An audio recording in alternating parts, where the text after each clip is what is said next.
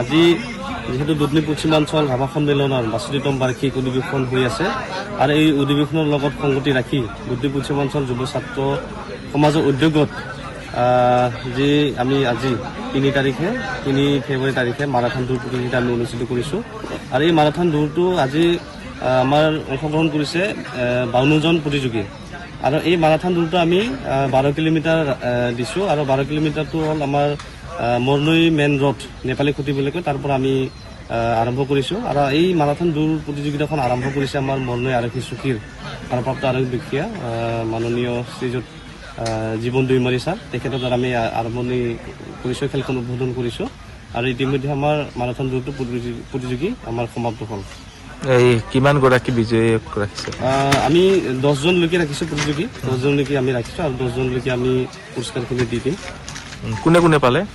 এই প্ৰথম প্ৰতিযোগী আমাৰ লাভ কৰিছে যিহেতু আহি পাইছে শিৱৰাজ ৰাভা প্ৰথম স্থানত আহি পাইছে তেখেত ধূপধৰাৰ হয় আৰু তেখেত 40 মিনিট 52 ছেকেণ্ডত আহি পাইছে।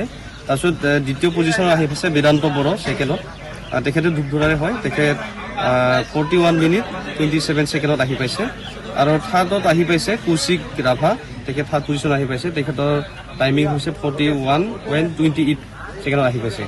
ইয়াৰ বাহিৰেও আপুনি আৰু 7 জনক ৰাখিছে? হয় এই 7 জনক ৰাখিছোঁ।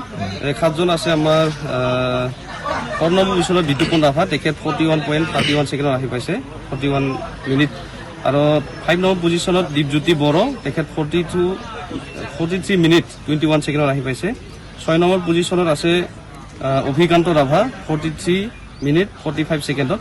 তাৰপিছত 7 নম্বৰত চিন্ময় ৰাভা 43 মিনিট 54 ছেকেণ্ড।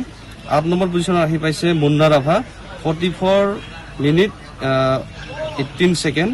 তাৰপিছত অসীম নাথ তেখেত 9 নম্বৰ পজিশ্যনত 44 মিনিট 46 ছেকেণ্ড আৰু 10 নম্বৰ পজিশ্যনত ৰণীকান্ত ৰাভা তেখেত 45 মিনিট 22 ছেকেণ্ডত আহি পাইছে 10 জন।